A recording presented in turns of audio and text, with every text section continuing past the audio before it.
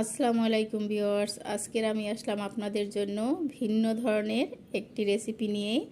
আজকের আমি বানিয়ে দেখাবো সহজভাবে আনারস দিয়ে কাস্টার্ড রেসিপি। আপনারা তো অনেক ধরনের ফল ফ্রুট দিয়ে কাস্টার্ড খেয়েছেন, আনারস দিয়ে এইভাবে একবার আপনারা কাস্টার্ড বানিয়ে খেয়ে দেখবেন, এর স্বাদ ভোলা যাবে না, এতটাই মজার।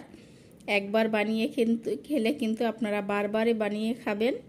আর যদি আমার এই রেসিপিটি একটুও ভালো লাগে তো অবশ্যই আমার চ্যানেলটি সাবস্ক্রাইব করে দিবেন এবং লাইক কমেন্ট শেয়ার করে দিবেন। ফেসবুক পেজ থেকে যারা দেখছেন তারা লাইক কমেন্ট শেয়ার করে আমার পেজটি ফলো করে দিবেন।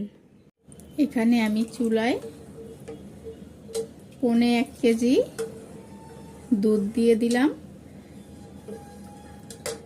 আর হাফ কাপ চিনি দিয়ে দিলাম। চিনিটা আপনারা পছন্দ মতো দিবেন, যে যতটুকু খেতে পছন্দ করেন।